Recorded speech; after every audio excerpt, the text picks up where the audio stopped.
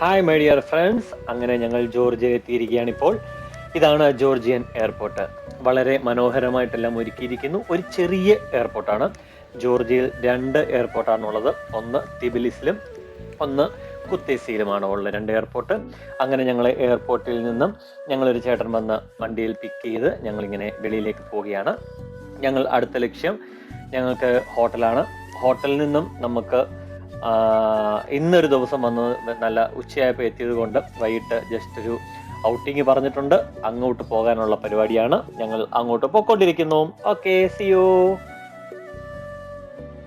അങ്ങനെ ഞങ്ങൾ ഹോട്ടലിലൊക്കെ വന്നു. ഹോട്ടലിൽ നിന്ന് നേരെ തിരിച്ച് നമുക്ക് ഒത്തിരി സമയമുള്ളത് കൊണ്ട് നമ്മുടെ ജോർജിയയുടെ മെയിൻ ഒരു സംഭവമായ ക്രോണിക്കൽസ് കാണാൻ വേണ്ടിയാണ് ഇറങ്ങിയത്. ഇതാണ് വർഷങ്ങൾ ഒത്തിരി പഴക്കമുള്ള ഒരു ക്രോണിക്കൽസ് ആണ്. ഇതിനൊരു കഥയൊക്കെ ചേട്ടൻ പറഞ്ഞു തന്നു.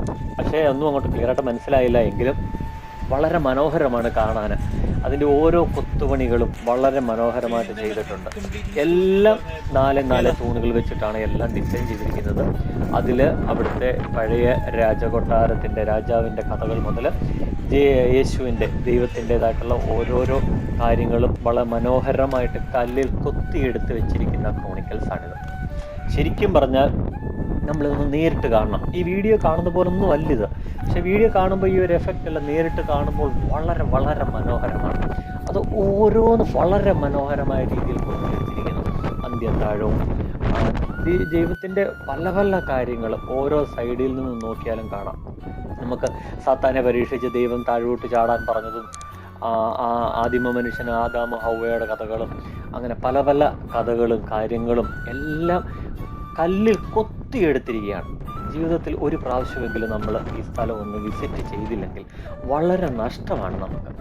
ശരിക്കും പറഞ്ഞാൽ അവിടെ ചെന്നപ്പോഴാണ് ഇതിനെപ്പറ്റി കൂടുതൽ എനിക്ക് മനസ്സിലാക്കാനും കൂടുതൽ കാണാനും സാധിച്ചത്. ഇത്രയധികം മനോഹരമായിട്ട് അത് ചെയ്ത ആ ശില്പികൾക്ക് ശരിക്കും ഒരു ഹാൻഡ് ഓഫ് തന്നെ നൽകണം. അത് വളരെ മനോഹരമായിട്ടാണ് ആ ചെയ്തിരിക്കുന്നത്. നമ്മുടെ കണ്ണിന് കുളിർമ നൽകുന്ന രീതിയിൽ. ശരിക്കും പറഞ്ഞാൽ നമുക്ക് വീഡിയോ ഒന്നും എനിക്ക് അങ്ങോട്ട് എത്ര എടുത്തിട്ടും എനിക്ക് അങ്ങോട്ട് ക്ലിയർ ആയിട്ടില്ല. ഈ വീഡിയോ ഒക്കെ വെറുതെ നിങ്ങളെ ജസ്റ്റ് കാണിക്കാൻ വേണ്ടി ഇടുന്നത് മാത്രമേ ഉള്ളൂ. പക്ഷെ ഇങ്ങനൊന്നും അല്ല. അത് നമ്മൾ നേരിട്ട് കാണുമ്പോഴാണ് നമുക്കതിൻ്റെ മനോഹാരിത നമ്മുടെ മനസ്സിൽ കിടക്കുന്നത്. ഇത്രയും പറയാൻ ഞാനുണ്ടെങ്കിൽ, ഇപ്പം നിങ്ങൾ പോയി കണ്ടിട്ടുണ്ടെങ്കിൽ എന്തുമായിരിക്കും അവിടെ. ശരിക്കും ക്യാമറയിലൊന്നും അതൊന്നും പതിയത്തില്ല. അടിപൊളിയാണ്, സൂപ്പറാണ്.